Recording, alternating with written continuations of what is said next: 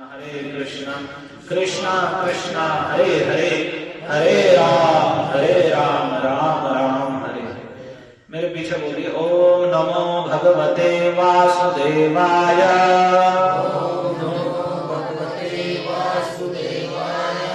ओम नमो भगवते वासुदेवाय।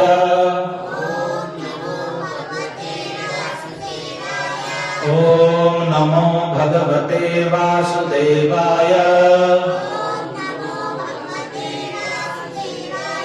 स्वयंभू नारदः शंभुः कुमारः कपिलो मनुः प्रह्लादो जनको भीष्मो बलिर्वैयासकी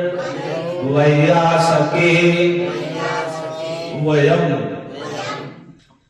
स्वयंभूर्नारदः शंभुः कुमारः कपिलो मनुः प्रह्लादो जनको भीष्मो बलिर्वैयासकीर्वयम्। हरे कृष्ण। यह श्लोक धर्मराज यमराज बोल रहे हैं। किससे बोल रहे हैं? श्रीमद् भागवत में यमराज अपने दूतों से बोल रहे हैं। कब? जब दूत अजामिल को पकड़ने के लिए आए थे और जब उन्होंने अजामिल को पकड़ने का प्रयास किया, उसके मुख से अपने पुत्र को पुकारने के लिए भगवान का परम पावन नारायण ये नाम उच्चारित हो गया।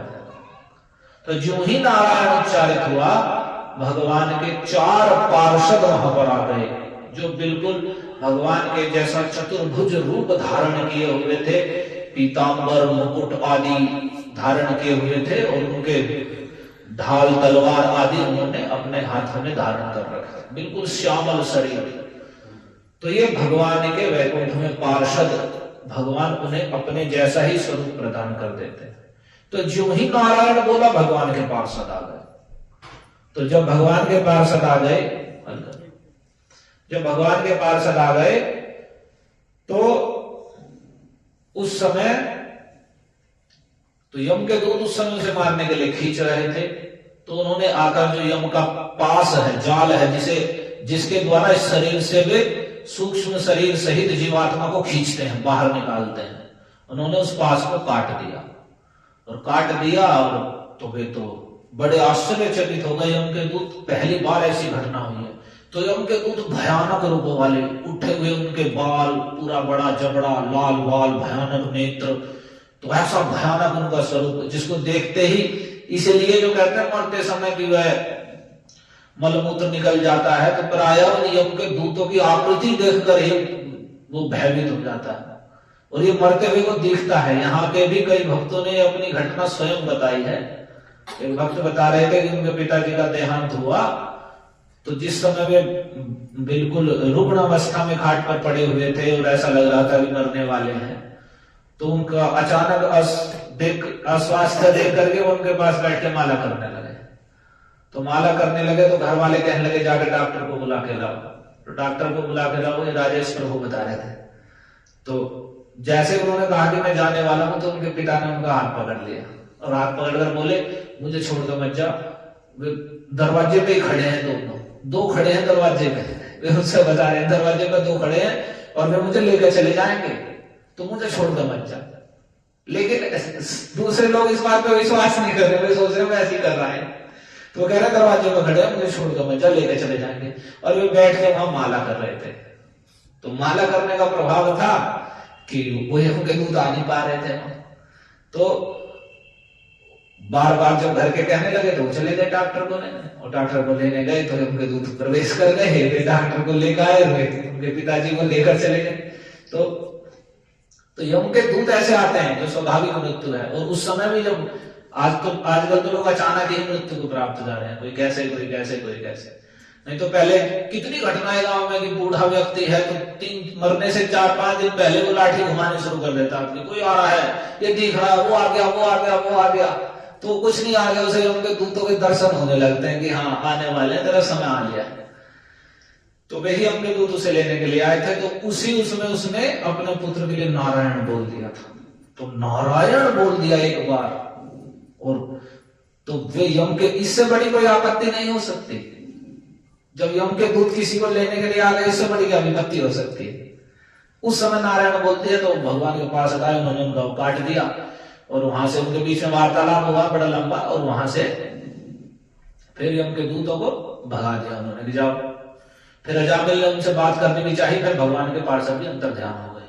अजामिल की फिर आंखें खुल गई। फिर उसके बाद 15 वर्ष उन्होंने भजन किया, और फिर वे भगवान के धाम वैकुंठ गए, विमान में बैठ गए। तो अब यम के दूत जब वहां यमराज जी के पास पहुंचते हैं, तब उन्होंने कहा है तो अद्भुत घटना हो गई, हम तो सोचते थे कि आप ही पूरे संसार के स्वामी हैं, ये क्या होगा। हम तो ऐसे लेने गए उस अजामिल को, बड़ा पापी था, और बस उसके मुंह से नारायण निकला, और वहां तो 4 दिव्य पुरुष आ गए, और उन्होंने हमें वहां से भगा दिया। तो उनकी बात सुनकर यमराज जी हंस पड़े, और फिर उन्होंने कहा कि नहीं, मेरे जैसे कितने जिनके सेवक हैं, उन्हीं भगवान का नाम उच्चारण अजामिल ने किया है। तो रही धर्म की बात, उनके बीच में धर्म के विषय में वार्तालाप हुआ था, भगवान के दूतों में और यमदूतों में। उन्होंने कहा, यमदूतों से कहा, तुम इसे क्यों ले जा रहे हो। तो उन्होंने कहा, ये अधार्मिक है, इसने इतने पाप किए हैं, और उन पापों का दंड स्वरूप इसे हम लोग ले जाया जाएगा, और इसे यातनाएं दी जाएंगी। ये सत्य बात है। हम पाप आचरण करते समय लोग सोचते हैं कि बस कुछ नहीं है, मरते सब खत्म हो जाएगा सब। ये ईसाइयों की भी ऐसी धारणा है, मुसलमानों में भी, वे सोचते हैं एक ही जन्म है बस। लेकिन हम नित्य है जीवात्मा, हम केवल शरीर बदले, जैसे कपड़े उतार के फेंक देते हैं ना, दूसरे पहन लेते हैं, दूसरे दिखने लगते हैं। सफेद पहन के सफेद दिख रहे हैं, उतार के नीले पहले नीले दिखने लगते हैं, काले पहन ले काले दिखने लगते हैं। वैसे ही शरीर छोड़ करके दूसरा शरीर प्राप्त करते हैं। तो जब यम के दूतों, उनके बीच में वार्तालाप हुआ, तो यम के दूतों से भगवान के जो दूतों ने जब प्रश्न किया, तो उन्होंने कहा इतने पाप किए हैं, और उनका कोई प्रायश्चित भी नहीं किया इसने, कि कोई प्रायश्चित कर लेता, कुछ पाप हल्के हो जाते, तो इसे हम लोग ले जाया जाएगा, इसे नरक यातनाएं देकर इसे शुद्ध किया जाएगा। तो उन्होंने कहा, तो इसने तुम्हें धर्म का पता ही नहीं है, तुम धर्मराज के दूत हो, तुम्हें पता नहीं है कि इसने मृत्यु के समय विवस्था पूर्वक भी भगवान के नाम का उच्चारण कर दिया है। वो भगवान के नाम उच्चारण करते, इसके सारे प्रायश्चित करते। इतने पाप व्यक्ति कर नहीं सकता, इतना एक बार मुंह से भगवान का नाम उच्चारण करने से पाप नष्ट हो जाएंगे। उतने पाप मिल करके भाई पूरा मन लगा करके कर भी नहीं सकता है, यदि वो अनंत काल तक भी पाप करता है। लेकिन इसका अर्थ ये नहीं है कोई व्यक्ति ये सोच ले कि मैं तो पाप कर लूंगा, नाम बोल करके फिर पचा लूंगा, और फिर पाप करूंगा, फिर नाम बोल कर पचा लूंगा। तो उल्टा अपराध हो जाता है, नाम के बल पर पाप करना। जैसे कोई सोचे कि मैं गोली खाकर बुखार उतर जाता है, तो फिर जाकर के मैं ठंडे पानी में बढ़ जाऊंगा तो कोई परेशानी नहीं है, तो ऐसा नहीं है।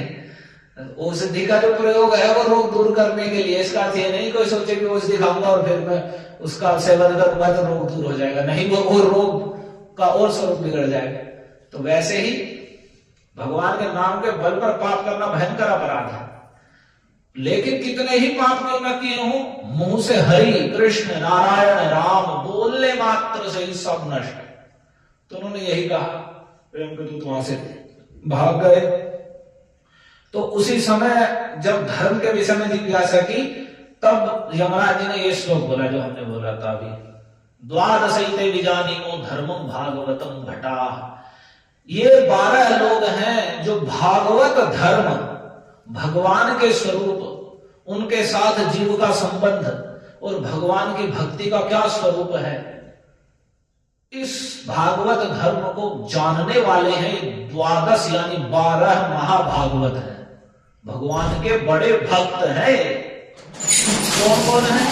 तो स्वयंभू ब्रह्मा जी, तो स्वयंभू कहते हैं जो स्वयं जन्म लिया है, कमल प्रकट हुआ भगवान के नाभि से, नारायण के नाभि से कमल निकला, उस पर ब्रह्मा प्रकट हुए, तो वे स्वयंभू कहे जाते हैं। और स्वयंभू के पुत्र हैं फिर नारद, देवर्षि नारद, स्वयंभू नारद शंभु, और ब्रह्मा जी के ये पुत्र हैं। पुत्रों की श्रेणी में भी आते हैं, क्योंकि जब चतुष्कुमार उत्पन्न हुए तो फिर उन्हें क्रोध आया, उन्होंने सृष्टि के लिए मना कर दिया, तो फिर शंभु रुद्र प्रकट हुए। तो ये शंभु, जो 12 लोग जो भगवान के भक्ति के धर्म को जानने वाले हैं, उसमें स्वयंभू ब्रह्मा जी, देवर्षि नारद, शंभु, महादेव, शंकर, कुमार, सनत कुमार, जो 4 ब्रह्मा जी के पुत्र हैं, सनक, सनंदन, सनातन, सनत कुमार। उनमें जो सनत कुमार जी हैं, कुमार कपिलो, भगवान के ही अवतार कपिल मुनि, मनु महाराज, कुमारा कपिलो मनु, प्रहलाद, जनको जनक जी, और भीष्म, प्रहलादो, जनको, भीष्मो और भीष्म देव, बलि महाराज। एक ही परिवार के 2 व्यक्ति, दादा प्रहलाद, उनके पोते बलि महाराज। ये भागवत धर्म को जानने वाले 12 महाभागवत में से 2 तो एक परिवार के हैं। तो बलि महाराज, वैया सखिर, व्यास देव के पुत्र सुखदेव, जो भागवत का प्रवचन कर रहे हैं, वे, और वयम करे, और मैं यमराज, धर्मराज। द्वादशैते विजानीमो धर्मम भागवतम भटा सत्वम विशुद्धम दुर्बोधम। जो सत्य दुर्बोध जिसे जानना बड़ा कठिन है, और जो विशुद्ध है उस भागवत धर्म को जानने वाले ये 12 लोग हैं। तो उन 12 में से एक नाम आया बलि, प्रहलादो, जनको, भीष्म देव, भगवान के उन 12 महाभागवतों में से एक है। तो ये भीष्म देव का नाम भीष्म कैसे हुआ, ये सब कल भीष्माष्टमी है, तो उसके विषय में, भीष्म देव जी के विषय में हम सुनते हैं। तो एक महाभीष नाम के राजा थे। ये घटना महाभारत में वर्णित है, संक्षेप में आपको बताऊंगा। तो ब्रह्मा जी की सभा में सत्यलोक में बैठे हुए थे, सभा लगी हुई थी। तो उसी समय जब सभा में बैठे थे, वे भी बैठे थे और भी लोग थे। महाभीष बड़े पुण्यात्मा थे, सत्यलोक में ब्रह्मा जी की सभा में बैठे। तो उसी समय गंगा देवी वहां पर गई ब्रह्मा जी के पास। तो जो ही गई तो उसी समय कुछ वायु जैसे प्रवाहित हुई, तो उनका वस्त्र कुछ उड़ा गंगा देवी का। तो सभी ने अपने मुंह को मोड़ लिया ऐसी स्थिति से देखकर। तो लेकिन जो महाभीष थे उनकी दृष्टि उधर ही रही, और ये ब्रह्मा जी ने देख लिया। तो ब्रह्मा जी ने देख लिया, तो उनका देख लिया कि इसका इनकी ओर आकर्षण है, तो उन्होंने उन्हें नीचे भेज दिया कि तुम जाओ पृथ्वी लोक पर जाओ। तो अब उन्हें वहां से ब्रह्मा जी के कहने से वे पृथ्वी लोक पर आएंगे, जन्म ग्रहण करें, प्रतीप नाम के राजा के यहाँ। उधर गंगा देवी को ऐसा हुआ मृत्यु लोक में जाने का, उनका भी ऐसी घटना घटी कि उन्हें मृत्यु लोक में जाना पड़ेगा, उनकी वे पत्नी बनकर रहेंगी। उसी समय क्या हुआ, 8 वसु थे, जो 8 वसु स्वर्ग में देवता हैं। उन 8 वसुओं ने देखा वशिष्ठ जी की गायें हैं, वही कामधेनु गायें, उसे देखकर उनकी इच्छा हो गई इसे ले लें। तो पीछे से चुरा कर ले आए, उसमें से एक वसु चुरा कर ले आए, लेकिन नाम तो सभी 8 वसुओं का हो गया, सबकी इच्छा थी। तो ले आए तो वशिष्ठ जी को क्रोध आया, उन्होंने शाप दे दिया उन्हें मनुष्य बनने का, मनुष्य लोक में, मृत्यु लोक में जाने का, कि तुम स्वर्ग में रहने के अधिकारी नहीं हो, चोरी कर रहे हो तुम गाय की। तो शाप दे दिया। तो बड़े दुखी हुए, चरणों में गिर गए। तो उन्होंने कहा ठीक है तुम जाओ, जल्दी ही आ जाओगे, गंगा देवी वहां जाएंगे तो उनके पुत्र के रूप में तुम जन्म लेना। लेकिन इसने चोरी की है, जो 8वां है देव नाम का, तो इसे ये वहां पर रहेगा कुछ दिन। तो वे ही जब गंगा जी आ रही थी तो 8 वसुओं ने उनसे प्रार्थना की कि आप ऐसा करना, हमें जन्म लेते ही आप वापस भेज देना। तो गंगा जी यहाँ नीचे आई। तो गंगा जी के तट पर ही उस समय प्रतीप नाम के राजा थे, बड़े प्रतापी, कुरुवंश में ही। तो प्रतीप नाम के राजा वहां गंगा जी के तट पर बैठकर, उनके संतान नहीं थी, बड़ा तप कर रहे थे और बड़ा विशाल शरीर और तप से देदीप्यमान हो रहे थे।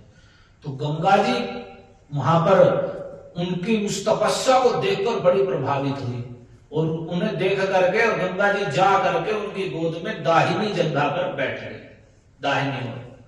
जब दाहिनी ओर बैठ गई तो उन्होंने आंखें खोली, कौन बैठी है? तो उन्होंने देखा तो गंगा देवी है। तो उन्होंने कहा कि तुम जिस स्थान पर बैठी हो, तो शास्त्र का नियम है जो बाही जंघा है पुरुष के लिए वो पत्नी का स्थान है, और दाहिनी जंगा पुत्री का स्थान है। तो प्रतीप तुम दाहिनी इस पर बैठ गए हो, तुम पुत्री के तुल्य हो, तो तुम्हें पुत्र वधु के रूप में मैं स्वीकार कर लूंगा। तो पुत्र वधु के रूप में कब, तो उनके फिर पुत्र हुए कुछ समय बाद। यही महाभीष नाम के राजा ही शांतनु के नाम के रूप में उनके पुत्र हुए। तो वही शांतनु जब बड़े हो गए, वे भी वैसे प्रतापी थे। संतनु उनका नाम था कि कोई व्यक्ति कितनी ही पीड़ा में हो, इनका इतना प्रताप था, इतना धर्माचरण था कि कितने ही पीड़ा में हो तो उनका इतना प्रभाव था, अगर वे हाथ से उसे स्पर्श कर दें तो उसकी शारीरिक मानसिक पीड़ा सब शांत हो जाएगी, छूने मात्र से। मतलब उनका कल्याण में वैसा ही था, संतनु जो बिल्कुल शांत कर देने वाले हैं सब। तो ऐसा उनका प्रभाव था। और उस समय का वर्णन महाभारत में सत्यवती ने किया है कि शांतनु महाराज के राज्य का इतना सुंदर प्रभाव था कि सब लोग धर्मार्थ कार्य किया करते थे। जैसे अभी लोग धनार्थ कार्य करते हैं धन के लिए, तो शांतनु महाराज के राज्य में कोई अपना कार्य करे तो धर्मार्थ, यानी वो कमा रहा है, बस धर्म कमा रहा है। जैसे उसने बताया कि हम नाव चलाते थे वहां, तो धर्मार्थ नाव चलाई जाती थी कि लोगों को उस पार लगाना है, धर्म कमा रहे हैं। तो इतना श्रेष्ठ लोग निवास करते थे भारतवर्ष। शांतनु क्यों राजा ऐसे थे महाराज शांतनु? तो वही महाराज शांतनु जब वहां गंगा जी के तट पर घूम रहे थे तो गंगा देवी वहां प्रकट हुई और उन्होंने उनसे कहा पत्नी बनने के लिए। तो वो पहले से ही था, उन्हें तो उनकी पत्नी बनना ही था, तो वही उनकी पत्नी के रूप में उन्हें ग्रहण किया। पर एक वहां पर शर्त लगा दी गंगा देवी ने कि मैं तब तक तुम्हारी पत्नी के रूप में रहूंगी अगर आप ऐसा कोई कार्य नहीं करेंगे जो मुझे अप्रसन्न करे, यानी मेरे कार्य में बाधा नहीं देंगे, कुछ भी जो मैं कर रही हूँ उसमें टोका टाके नहीं होगी। तो उन्होंने स्वीकार कर लिया। तो अब ये जब पत्नी बन के रही तो संतान, पहली संतान जन्म ली। और संतान क्या थी? वे तो वसु थे। तो गंगा जी ने संतान ली और लेकर के गंगा जी में ही जो नदी रूप में है उसमें प्रवाहित कर दी। और शांतनु महाराज को बड़ा कष्ट हुआ कि यार पहली संतान हुई और ले जाकर के वो गंगा जी में बहा दी। तो अब उन्होंने सोचा चलो कोई बात नहीं, कुछ टोकेंगे तो फिर वे चली जाएंगे। तो अब दूसरी संतान हुई, उसे भी गंगा जी में बहा दिया। तीसरी संतान हुई, उसे भी गंगा जी में बहा दिया। तो शांतनु महाराज बस मन ही मन दुखी होकर रह जाते और कह नहीं पाते कुछ। तो जब ऐसे 7 जो उनके पुत्र हुए और वे सब गंगा जी में ही बहा दिए, तो अब 8वें पुत्र को जब वे लेकर जा रही थी तो अब उन्होंने टोक दिया कि नहीं, इस पुत्र को मैं तुम्हें ऐसे बहाने नहीं दूंगा कि कितने भी संतान हो गई है, विचार ही नहीं है कुछ, सबको तुमने ऐसे ही नदी में प्रवाहित कर दिया। तब वो 8वें वसु वही थे ये। तो उन्होंने कहा कि ठीक है, अब मैं आपके इस कार्य से वे प्रसन्न नहीं हुई। उन्होंने कहा ठीक है, मैं इस पुत्र को लेकर जा रही हूँ। और वे गंगा जी ही फिर पुत्र को भी लेकर के चली गई। तो उस पुत्र को उन्होंने शिक्षा आदि दिलवाई और सब प्रकार की विद्याओं में पारंगत करा दिया गंगा देवी ने। तो फिर कितने ही दिनों बाद फिर एक बार महाराज शांतनु गंगा जी के तट पर ही घूम रहे थे, तो उन्होंने देखा कि एक बालक है, उसने अपने धनुष बाण की विद्या से, यानी धनुर्विद्या से गंगा जी के सारे जल को रोक रखा है और जल बाहर की ओर बह रहा है। तो उसका ऐसा प्रताप देखकर बड़े आकर्षित हुए शांतनु महाराज। तो जैसे उसके पास गए तो बालक तिरोहित हो गया, गंगा जी में प्रवेश कर गया। तो देख करके बड़े आश्चर्यचकित हुए। लेकिन कुछ देर बाद ही गंगा जी उस बालक को लेकर के वहां प्रकट हुई और उनसे कहा कि ये आपका पुत्र है, वही 8वां पुत्र, इसे आप रखिए, इसे ले जाइए और मैं जा रही हूँ। फिर गंगा जी चली गई, 8वें पुत्र को लेकर के वहां गए। उसका नाम रखा देवव्रत, नाम गंगा जी ने ही रखा था, मतलब पहले से उनका नाम था देवव्रत। तो देवव्रत अपने पुत्र को लेकर के महाराज शांतनु वहां पर आ गए। अब आए तो एक बार फिर ऐसे ही शांतनु महाराज घूम रहे थे तो उन्हें बड़ी सुंदर सुगंध उनके नाक में आई भ्रमण करते करते। अब आई तो वे खोजने लगे सुगंध कहां से आ रही है। घूमते घूमते घूमते तो वे एक मल्लाह की, एक निषाद की जो दास राज था वहां का, जो मल्लाह थे, केवट थे, उन सबका राजा था जो भी मतलब मल्लाह था। तो उसकी कुटिया पर, उसकी झोपड़ी से वह सुगंध आ रही थी। तो वे वहां गए तो देखा कि एक परम सुंदरी एक वहां लड़की है और उससे वह सुगंध निकल रही। तो ऐसी सुगंध देख करके वे बड़े आश्चर्यचकित हुए और ऐसा सौंदर्य देख करके। तो उन्होंने, अब ये सुगंध कहां से आई इसमें, अब इसकी कथा सुन लीजिए। उसमें कहां से सुगंध आई, तो वह मछुआरे ने, उस मछुआरे ने मछली पकड़ी, बड़ी भारी मछली थी, और जैसे मछली लेकर आया घर, तो उसने देखा चीर करके, तो उसमें एक लड़की मिली। और वो लड़की मिली तो उसमें तो उस बड़ी सुंदर लड़की, लेकिन उसमें से मछली की गंध आ रही थी। उसका नाम रख दिया मत्स्य गंधा, कि मत्स्य की मछली की गंध आ रही थी। वैसे शरीर सुंदर और गंध मछली की। तो वही मत्स्य गंधा कुछ बड़ी हो गई तो वह भी नाव चलाने लगी। तो नाव चलाने लगी तो एक बार उसी नाव पर पार होने के लिए पराशर मुनि वहां पर आ गए, पराशर ऋषि। ये पराशर वशिष्ठ जी के वंश नहीं है। पराशर वशिष्ठ जी के पुत्र हैं शक्ति मुनि, और शक्ति के पराशर हैं। व्यासम वशिष्ठ नमतारम सत्य पुत्रम कल्मसम। हाँ, तो वशिष्ठ जी के शक्ति मुनि, उनके पुत्र पराशर हैं। तो वही पराशर मुनि उस नाव पर बैठ गए। तो नाव पर बैठे तो पराशर मुनि को भगवान की अंतः प्रेरणा से जो भी हुआ, उस समय भगवान को अवतार लेना था। देवताओं के द्वारा प्रार्थना की गई थी कि श्रुति जो समुदाय है, श्रुति शास्त्र है, वह सब तितर बितर हो गया, यानी बिखर गया है, एक साथ वेद शास्त्र नहीं है। तो उनको उसके संरक्षण के लिए, उनको लिपिबद्ध करने के लिए भगवान को अपने कला अवतार से अवतार लेना था। तो पराशर मुनि हैं, तो उनके मन में ऐसी अंतर प्रेरणा हुई। तो वहां जो सत्यवती वह परम सुंदरी थी, दुर्गंध मछली वाली थी। तो उन्होंने सत्यवती के साथ वहां नाव पर ही एक टापू के वहां पर उन्होंने समागम किया और कोहरे की सृष्टि कर दी। और उसी समय समागम किया, उसी के बाद में टापू पर ही वहीं सत्यवती से एक संतान का जन्म हुआ, जिनका नाम हुआ, रंग से काले थे, कृष्ण द्वैपायन द्वीप पर जन्म हुआ टापू पर। तो द्वैपायन नाम हुआ, काले रंग के थे कृष्ण। वही कृष्ण द्वैपायन व्यासदेव उनके पुत्र के रूप में हुए। और फिर अब तो ये तो बड़ा दोष हो गया कि भाई पराशर मुनि के साथ संग करने से तो उसका जो कुमार रहता वो नष्ट हो गया।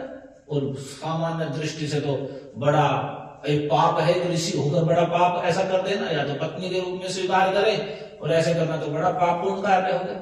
लेकिन ये सारी घटना ही अलौकिक है। तो जो समर्थ हैं, ऋषिगण हैं, देवतागण हैं, ये सामान्य नियम उन पे लागू नहीं होते।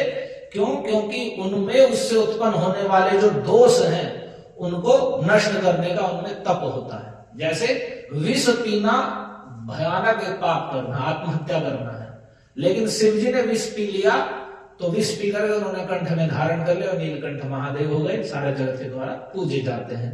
तो जो विष का दुष्प्रभाव है उन पर उसका कोई प्रभाव नहीं पड़ा। तो उनके लिए विष पीना वो एक पाप कर्म नहीं, बल्कि जगत के कल्याण के लिए पुण्य कर्म है।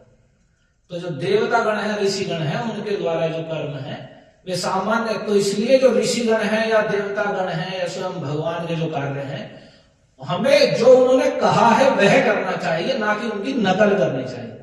यदि हम नकल करेंगे तो निश्चित रूप से हम नष्ट हो जाएंगे। अगर कोई शिव की नकल तार के स्वयं विष पीने लगे तो वह नष्ट हो जाएगा। तो वैसे जो उन्होंने कहा है, तेषां यत् स्ववचो युक्तं बुद्धिमान् तत् समाचरेत्, जो उन्होंने कहा है उसके अनुसार किया है, उसका आचरण हम कर सकते हैं। नहीं तो जो उन्होंने किया है और कहा नहीं है उसका हमें आचरण नहीं करना चाहिए, वह हमारे विनाशकारी हो जाएगा, क्योंकि हमें उतना सामर्थ्य नहीं है। एक सामान्य उदाहरण लीजिए कि एक बड़ा पहलवान है, वह 2 कुंटल वजन उठा लेता है, तो वो बड़ा पहलवान है, उसके शरीर में इतना बल है। एक दूसरा व्यक्ति है, अच्छा 2 कुंटल उठा ले तो मैं भी उठाऊंगा, और वह उठाएगा तो क्या होगा, वो तो दब के मरेगा उसमें। तो वैसी स्थिति है कि वे उनका तपोबल और उनका प्रभाव इतना है कि उससे उत्पन्न होने वाले दोष को वे नष्ट कर सकते हैं। तो वैसे ही पराशर मुनि ने उसके बाद उन्हें उनके आशीर्वाद से उन्होंने कहा तुम्हारा कुमार कोई नष्ट नहीं होगा, तुम जैसे कुमारी थी वैसी रहोगी, और जो मत्स्य गंध है दूर होकर के तुम्हें सुंदर कस्तूरी की गंध तुमसे निकलेगी। तो पराशर मुनि ने उन्हें आशीर्वाद दे दिया। तो वे जैसा उनका कुमार था ज्यों का त्यों रहा। उनके पुत्र के रूप में व्यासदेव जन्म लिए, खड़े होकर पराशर जी के साथ चल दिए, और उनसे वे माता हो गई। उन्होंने कहा कि जब आपको जब आवश्यकता होगी आप मेरा स्मरण करना, मैं उसी समय आ जाऊंगा आपके पास। तो अब ये सत्यवती फिर अपने घर चली गई। अब तो इनमें से सुगंध आ रही थी, और वही सुगंध सूंघ करके शांतनु जी उनकी कुटिया पर पहुंच गए। तो जब वहां पहुंचे तो उन्होंने कहा दिया उस मछुआरे से कि ये तो पुत्री, इस पुत्री को तो मुझे दे दो, ये राज रानी हो जाएगी, मैं पत्नी के रूप में इसे स्वीकार करूंगा। और वो योग्य भी थी, और क्या वो उन मछुआरों के साथ पास रहने योग्य थोड़ी सी, और वह भी एक वसु की कन्या थी, उपनिषद वसु की। वह घटनाक्रम से उस मछली के पेट में आ गई थी, पीछे बड़ी लंबी घटना है इसके लिए। तो उन्होंने कहा, तो वो तो मछुआरा था, उसने तो अपनी वाली दिखा दी, बोला नहीं दूंगा मैं, मेरी कन्या है, मैं नहीं दूंगा, एक शर्त पे दूंगा। क्या?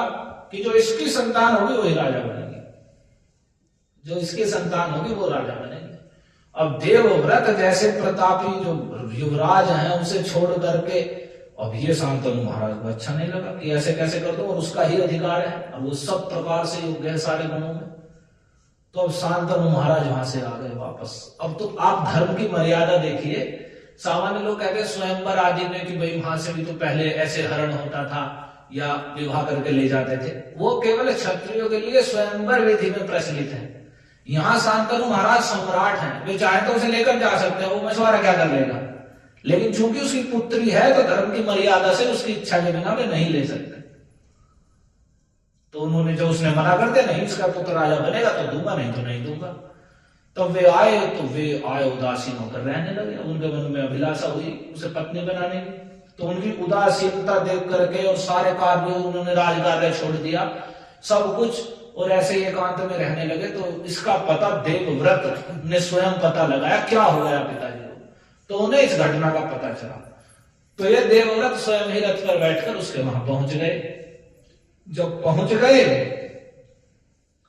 तो उस मछुआरे से कहा कि क्यों नहीं आपने अपनी कन्या देने को मना क्यों कर दिया। तो उसने बताया कि इसका पुत्र ही राजा बनेगा, तब इस शर्त पे मैंने कहा था। तो उन्होंने कह दिया, वहां देवव्रत ने प्रतिज्ञा कर ली कि मैं राज्य का उत्तराधिकारी नहीं बनूंगा। मैं प्रतिज्ञा करता हूं कि मैं राज्य का उत्तराधिकारी नहीं बनूंगा, मैं राज्य ग्रहण नहीं करूंगा। जब उन्होंने यह प्रतिज्ञा कर ली तब वो उसने फिर अपनी दिखानी थी उसे, तो बोला कि नहीं चलो ये तो ठीक है, आप राज्य ग्रहण नहीं करोगे, लेकिन आपके जो पुत्र होंगे वे इसके पुत्रों से वे राज्य छीन लेंगे। आगे का क्या, मान ले एक ही तो राजा बन जाएगा, आपके पुत्र होंगे वे कहेंगे हट, हम राजा बनेंगे तो इसे हटा देंगे, तो फिर क्या होगा। तब एक बड़ी भारी प्रतिज्ञा कर ली भीष्मदेव ने, वहां देवव्रत ने, उन्होंने हाथ उठा करके प्रतिज्ञा की, मैं सबको साक्षी माने की प्रतिज्ञा करता हूं कि मैं आजीवन ब्रह्मचारी रहूंगा, ऊर्ध्वरेता ब्रह्मचारी रहूंगा, मैं विवाह ही नहीं करूंगा। तो जो ही उन्होंने यह प्रतिज्ञा की तो देवताओं ने पुष्पों की वर्षा प्रारंभ कर दी, क्योंकि ब्रह्मचर्य व्रत को बृहद व्रत कहा गया, बहुत भारी बड़ा व्रत। तो जब उन्होंने, और वो भी एक राजकुमार जो सारे गुणों से संपन्न और इतने बड़े राज्य का उत्तराधिकारी है, वह केवल अपने पिता की इच्छा पूर्ति के लिए इतना भारी त्याग कर दे, ना राज्य ग्रहण करूंगा ना विवाह करूंगा, तो फिर क्या युवराज किया उसका क्या लाभ रहा। वो तो साधु वाला कार्य हो गया कि घर भी त्याग दिया और विवाह भी नहीं करेंगे। तो इतना बड़ा उन्होंने त्याग कर दिया। तो उनकी ऐसी योग्यता देख करके देवताओं ने पुष्पों की वर्षा की, और भीष्मोयम भीष्म है, अपनी भीषण प्रतिज्ञा के कारण देवताओं ने उन्हें भीष्मोयम ये भीष्म है, यह भीष्म ऐसा कह के पुकारा। उसके बाद वे भीष्म नाम से कराए गए। तो उनके जब उन्होंने प्रतिज्ञा कर ली तो उनकी प्रतिज्ञा थी, हमारे जैसी नहीं थी। जैसे आजकल हम कुछ भी किसी को वचन दे देते हैं, कुछ भी कह देते हैं, और करना धरना हमें है नहीं है, सदा सर्वदा सत्य बोलते हैं, यही अंतर हो जाता है। वे लोग इतने श्रेष्ठ थे, उनका यश गाया जाता है उनके सत्य निष्ठा के कारण, तो उनकी दृढ़ प्रतिज्ञा के कारण। और भीष्मदेव तो इसका जीवंत स्वरूप है। तो जैसे उन्होंने प्रतिज्ञा की तो उसे विश्वास हो गया कि ये तो प्रतिज्ञा करके तोड़ नहीं सकते हैं। तो वह उस पर उसने वैराजी हो गया मछुआरा, और फिर सत्यवती का विवाह शांतनु महाराज के साथ हो गया। तो यही फिर भीष्मदेव ने राज्य स्वीकार ही नहीं किया। और आगे की अब कितनी उनकी घटनाएं हैं, वे सारे शास्त्रों में पारंगत थे ही, भगवान के बड़े भक्त थे ही। तो एक बार क्या हुआ, जब उससे सत्यवती से पुत्र हुए कौन कौन, चित्रांगद और विचित्र वीर्य। जो चित्रांगद थे, एक चित्रांगद नाम का गंधर्व भी है, और ये हस्तिनापुर के राजकुमार चित्रांगद। तो उसने उससे कहा, इनका भी यश फैलने लगा कि देखो चित्रांगद, मेरा नाम चित्रांगद है, तुम्हारा भी, तो हम दोनों में से कोई एक ही रहेगा, या तो तू रहोगा या मैं रहूंगा, तो देख लो युद्ध होगा, जो जीत जाएगा वही रहेगा। तो युद्ध हो गया, वह भी क्षत्रिय था। उसने कहा कि कोई बात नहीं। अब युद्ध हुआ तो अब वो गंधर्व था, उसकी माया बड़ी थी, तो उसने अपनी माया से जैसे तैसे करके चित्रांगद को युद्ध में मार दिया। तो चित्रांगद का तो महादेहांत हो गया। अब बचे विचित्रवीर्य। विचित्रवीर्य का विवाह करना है, तो एक राजा अपनी पुत्री का, 3 पुत्रियां थी, अंबा, अंबिका, अंबालिका, उनका स्वयंवर कर रहे। तो भीष्म देव भी उसके प्रतिनिधि के रूप में हस्तिनापुर की ओर से वहां पहुंच गए स्वयंवर में, अपने उसके लिए, उस राजकुमार विचित्रवीर्य के लिए कन्या लेने के लिए, वधु लेने के लिए वहां गए। तो अब जो दूसरे राजा लोग थे उन्होंने वहां उनकी मजाक उड़ा दी। देखो देखो, ये ब्रह्मचारी आजीवन प्रतिज्ञा कर रखी है और यहाँ स्वयंवर में आया है। यानी कुछ इसी प्रकार के शब्द बोल दिए जो चुभने वाले थे। वे क्षत्रिय थे और इतना उनका कि वे धनुष ठाए तो देवताओं को परास्त कर दें। तो जब उन ऐसे वचन सुने तो भीष्म देव ने उन तीनों को पकड़ लिया, रथ में बिठा लिया और कह दिया जिसमें सामर्थ्य है वो रोक लो। और तीनों को उठा कर चल लिए। और चल लिए तो उसमें जो एक थी अंबा जो थी, तो उसका वह एक साल्व राज जो थे, तो राजा साल्व थे, उसके प्रति वो पहले से आकर्षित थी। उसका पहले से इच्छा थी कि मैं स्वयंवर में उनका वरण करूंगी। तो और सब बीच बढ़े आगे को, लेकिन भीष्म के सामने कहां टिकते। उस साल भी युद्ध करने के लिए आया। तो उसने क्या किया, उस समय तो बताया नहीं भीष्म देव से, उन्हें कह देते कि मुझे तो साल से विवाह करना, तो वो तो कहा नहीं उस समय। तो भीष्म देव के पास साल वो युद्ध करने आया, उन्होंने परास्त कर दिया, भगा दिया वहां से। वो वहां से वो तो युद्ध में हार करके चला गया। अब जब हस्तिनापुर लेकर के आ गए और उसका विवाह करने लगे, तो अब उसने कहा कि मुझे तो साल से विवाह करना था। तो उन्होंने कहा तुम्हें पहले क्यों नहीं बताया, ठीक है आप जाओ। उन्होंने वहां से भेज दिया और वो भेज दिया तो वहां पहुंची हुए साल के पास। तो जो ही साल के पास गई तो साल ने कहने कि अब मैं तो विवाह कर नहीं सकता, मैं तो वहां लेकर चला गया। वो तो पहले ही तुझे मेरा वरण करना था, मैं कैसे ग्रहण कर लूं तुझे। तो ये तो मान सम्मान की बात हो गई, तो वहां चली गई। अब साल ने तिरस्कार कर दिया, साल ने ग्रहण ही नहीं किया। अब ये फिर वहां से वापस आई तो फिर कहने लगे कि अब मुझे आप ही ग्रहण करो। साल ने तो मना कर दिया। उनका अब हम कैसे तुझे ग्रहण कर लें कि हस्तिनापुर में कि अब तुझे वहां तिरस्कृत होकर के हम कैसे तुझे अब यहाँ वधु बना सकते हैं, राजरानी बना सकते हैं। तो अब ये बड़ी समस्या में हो गई। तो अब इसने भीष्म देव पे दबाव देना शुरू किया कि नहीं तुम्हारी वजह से ऐसा हुआ है। अब उसने अपने मन में मान लिया कि भीष्म के कारण हुआ है, तो तुम ही मेरे साथ विवाह करो।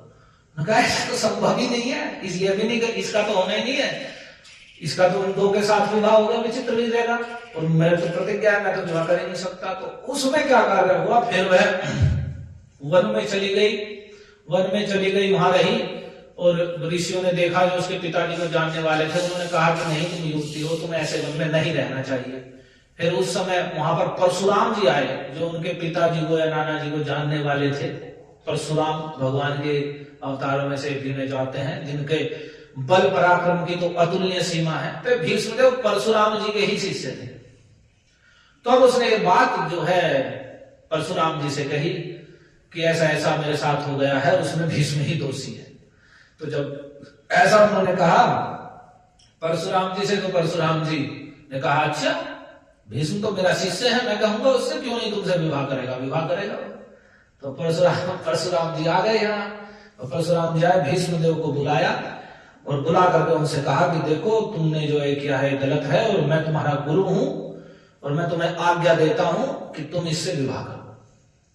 तो उन्होंने कहा नहीं, मैं ऐसा नहीं कर सकता, मैंने प्रतिज्ञा करी है कि मैं विवाह ही नहीं करूंगा, मैं कैसे विवाह कर सकता। नहीं मेरी आज्ञा है। तो उन्होंने कहा मैं गुरु हूं और गुरु की आज्ञा सर्वोपरि है। तब ये बड़ा महत्वपूर्ण श्लोक है शास्त्र का। बहुत लोग गुरु गुरु करके और लोगों पर थोपते हैं अपनी बातें। तो वहां जब परशुराम जैसे गुरु हैं और शिष्य भीष्मदेव जैसे हैं, तो भीष्मदेव ने फिर उनके इस बात को कि मैं गुरु हूं, मैं कह रहा हूं इसलिए तुम्हें करना है।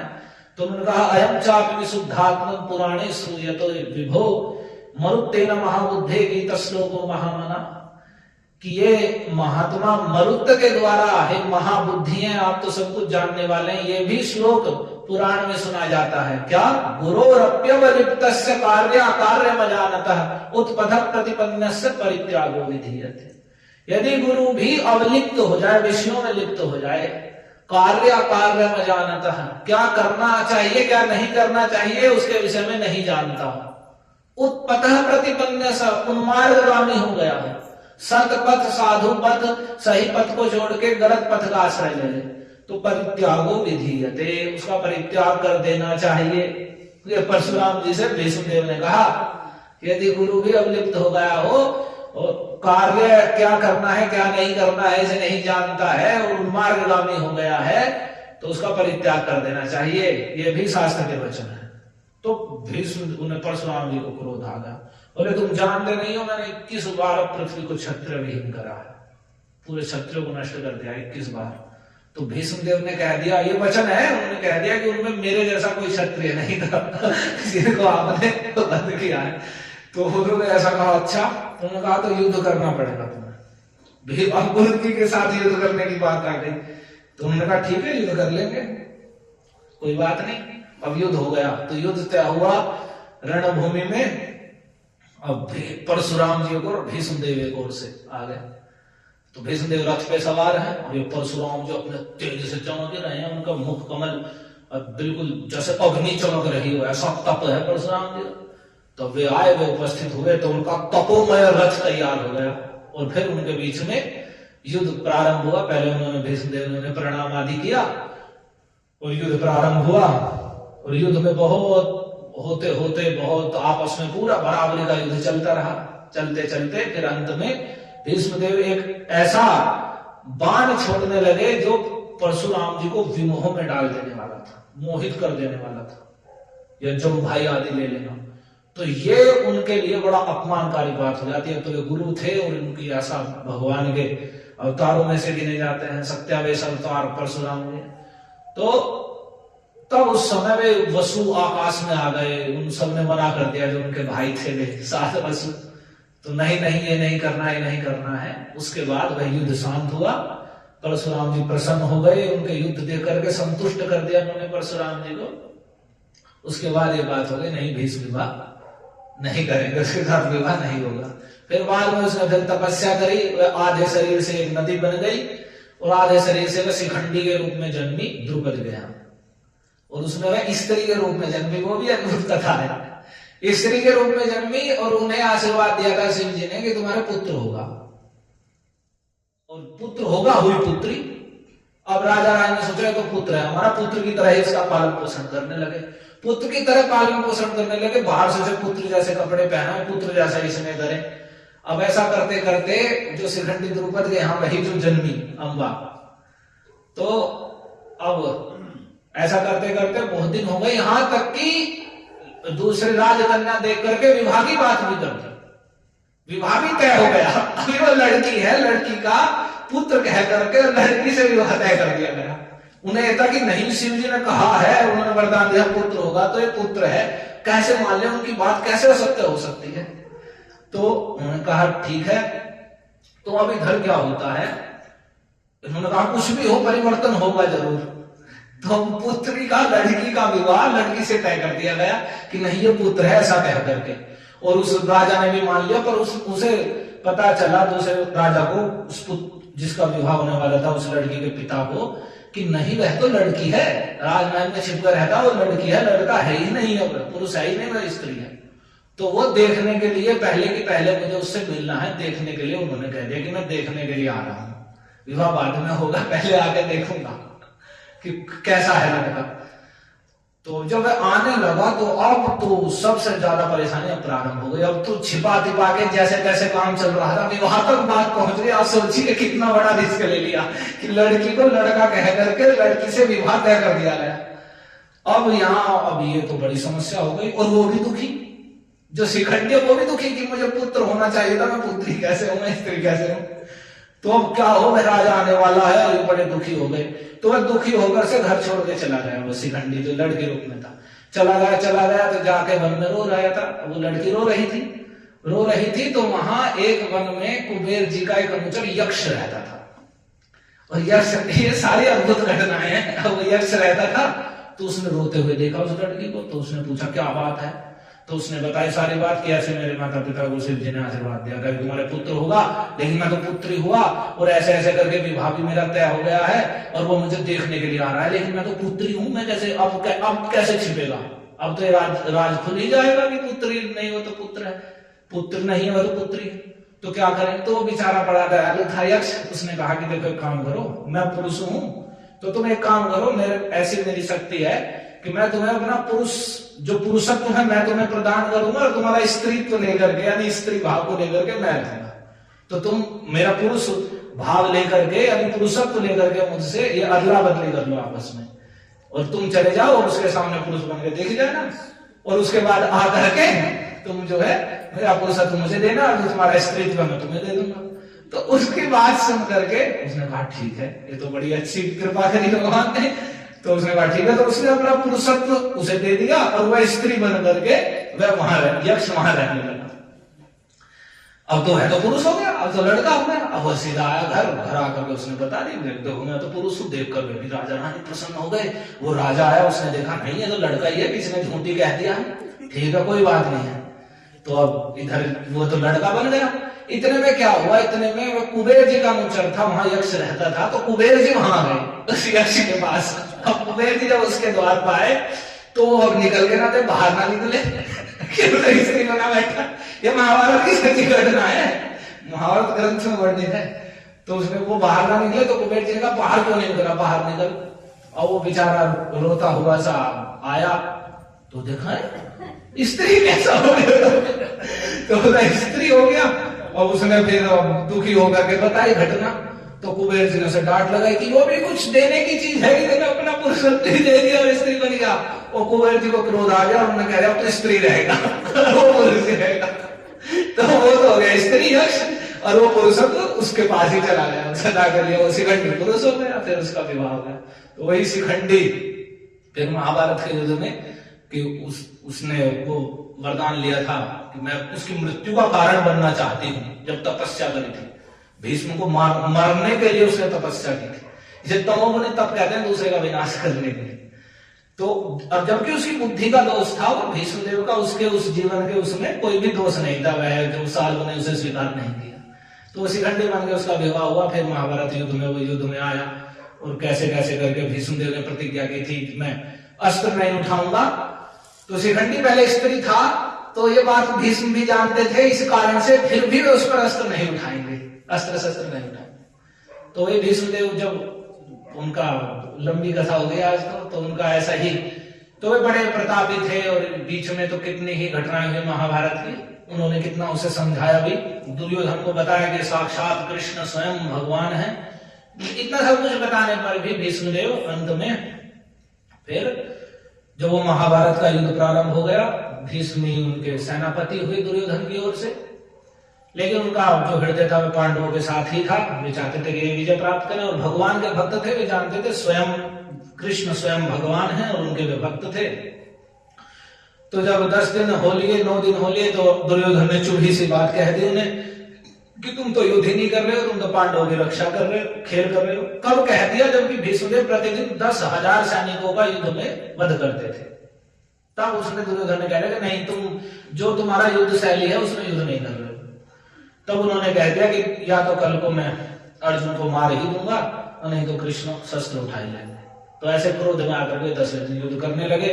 युद्ध करने लगे तो वही हुआ, वे ऐसे बाण चलाने लगे। तो देख करके भगवान समझ गए, उन्होंने प्रतिज्ञा कर लिया तो कृष्ण शस्त्र उठाएंगे, अपनी प्रतिज्ञा तोड़ेंगे, अब नहीं तो आज अर्जुन का वध हो जाएगा। तो भगवान तो भक्तों के बीच में फंस गए। अर्जुन जो भगवान का परम भक्त है, उधर भीष्मदेव जो भगवान के परम भक्त है। और तो बाण चलाने लगे तो भगवान अपने भक्त के ऐसे रक्षक अर्जुन के सामने खड़े हो गए और वे बाण आकर भगवान की छाती में लगने लगे और उसमें और वे आ करके लड़ने लगे और भगवान का कवच तोड़ दिया भीष्मदेव के बाणों ने। ऐसे बाण थे ये। भीष्मदेव ने बाद में जब बाणों की सैया पर लेटे हुए अंत में भगवान वहां पहुंचे, वहां उन्होंने कहा सित विशिख हतो विशीर्ण दंसा क्षतज परिप्लुत आतपाय। भगवान के वक्षस्थल से रक्त निकलने लगा, भगवान को लहूलुहान कर दिया। अर्जुन के सामने खड़े हुए थे भगवान। तो आतपायनों में प्रसवम अभिससार तो वेग पूर्वक जब भगवान ने देखा कि तो मान नहीं रहा है, और तो भगवान कूद पड़े, उनका उस समय उत्तरीय गिर पड़ा और उन्होंने रथ चरण यानी चक्र को धारण कर लिया, रथ के पहिए को ऐसा कहते हैं उठाकर उसे ही चक्र के रूप में धारण कर लिया और भीष्म की ओर दौड़ पड़े। और दौड़ पड़े तो पीछे से अर्जुन कूद पड़े कि ये तो अनर्थ हो जाएगा, कि आपने प्रतिज्ञा किया, प्रतिज्ञा भंग हो जाएगी। और अर्जुन ने भगवान के पैर पकड़ लिए, पर भगवान कहाँ रुक रहे हैं अर्जुन से। फिर भी जाते जाते उधर भीष्म देव तो प्रसन्न हो गए, जो कहा देता हो गया। उन्होंने अपने अस्त्र शस्त्र रखते कि उन्होंने कहा ठीक भगवान बहुत अच्छा हुआ, आइए आइए वासुदेव आप मेरा वध कीजिए, आपके द्वारा मर कर तो मैं कृतार्थ हो जाऊंगा। तो फिर वहां अर्जुन ने उन्हें रोक लिया और उसके बाद उनका कार्य पूरा हो गया, उनकी प्रतिज्ञा सफल हो गई। उसके बाद फिर युद्ध हुआ। युद्ध में अर्जुन ने फिर उनसे जब बात हुई, रात्रि के समय बात हुई कि वे ऐसे अस्त्र शस्त्र नहीं उठाएंगे शिखंडी पर, तो फिर अर्जुन के साथ युद्ध हुआ और अर्जुन ने उनके बाण मार करके उनके शरीर को पूरा एक एक रोम में समझिए बाण घुसे हुए थे, पर ऐसा तेज था। और जब उन्होंने अपने पिता के लिए, मैं बात भूल गया, जब शांतनु महाराज के लिए उन्होंने ये प्रतिज्ञा की थी, तो शांतनु महाराज इतने प्रसन्न हुए, उन्होंने कह दिया कि इतना बड़ा त्याग तुमने मेरे लिए कर दिया। तो उन्होंने वरदान दे दिया इच्छा मृत्यु का, कि तुम्हारी इच्छा के बिना मृत्यु तुम्हें नहीं आ सकती, जब तुम चाहोगे तभी मरोगे, नहीं तो तुम नहीं चाहोगे तो मृत्यु नहीं आएगी तुम्हारे पास। तो वह जब युद्ध हुआ तो गीता जयंती आती है, उस समय युद्ध प्रारंभ हुआ, 18 दिन युद्ध हुआ। तो शास्त्र में वर्णित था उत्तरायण में शरीर छोड़ना, जो संक्रांति से अगले दिन उत्तरायण चला है उसमें शरीर छोड़ना अच्छा होता है। तो भीष्मदेव को जब उस युद्ध होते समय जब सारा शरीर बाणों से छलनी हो गया तो गिर पड़े और बाणों की सैया पर ही लेट गए। तो फिर उधर युद्ध होता रहा, युद्ध समाप्त हो गया, सब राज्य आदि सब कुछ हो गया, युधिष्ठिर को मिल गया। उसके बाद युधिष्ठिर महाराज का शोक नहीं जा रहा था। तो युधिष्ठिर महाराज का शोक कैसे जाएगा?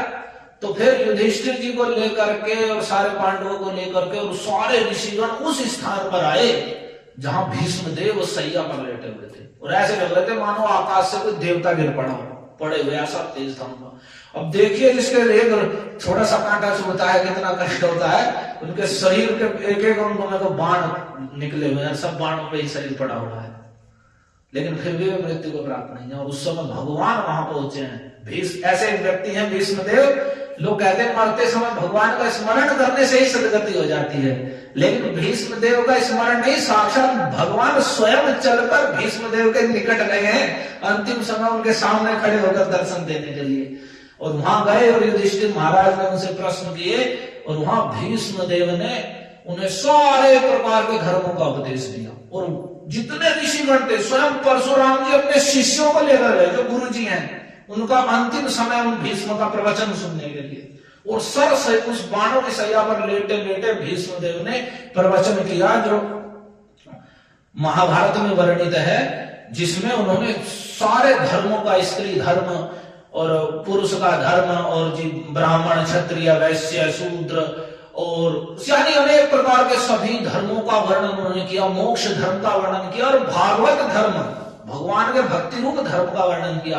और उन्होंने वहां भगवान के जो विष्णु सहस्त्र नाम है उसे युधिष्ठिर जी को सुनाया। युधिष्ठिर जी ने उनसे प्रश्न किया कि मेकम दैवतम लोके किम वाप्येकम परायणम, कि कौन एकमात्र देवता है, क्या एक परायण है जिनकी अर्चना और स्तुति कर करके मनुष्य सुख को प्राप्त करे। ओ धर्म सर्वधर्माणाम भवतः परमो मतः, आप बताइए आपके अनुसार कौन सा धर्म सबसे बड़ा धर्म है?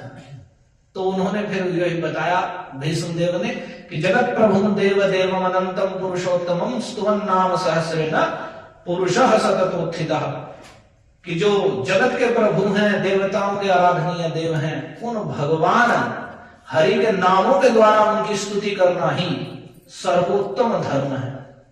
तमेव चार्चय नित्यम, कह रहे ऐशमे सर्वधर्माणाम धर्मो अधिगतमो मतः, सारे धर्मों में सर्वोत्तम धर्म यह है, यद भक्त्या पुंडरीकाक्षं स्तवैरर्चयन् नरः सदा, कि नर यानी मनुष्य भगवान कमल नयन श्री कृष्ण को भक्ति पूर्वक उनके नाम और उनकी गुण महिमा को कहने वाले स्तवों के द्वारा उनकी अर्चना करे। यही सारे धर्मों में सर्वोत्तम धर्म है।